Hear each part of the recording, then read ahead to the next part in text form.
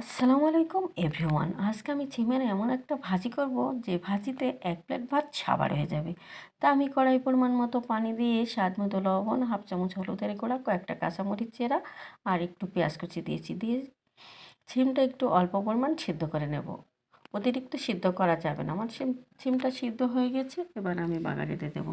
বাগারে দিয়েছি পেঁয়াজ কুচি, রসুন কুচি। এটা একটু ব্রাউন কালার করে ভেজে নিয়ে 2টা শুকনো মরিচ ছেড়ে দিয়েছি আর দেবো গোটা জিরা।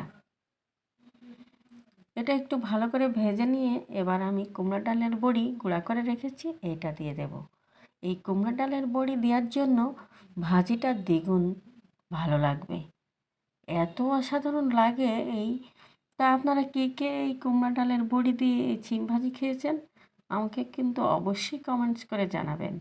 আমার তো খুব ভালো লাগে, এভাবে একদিন বাসায় করে খাবেন, দেখবেন খুব ভালো লাগে। তা রেডি। আল্লাহ হাফেজ।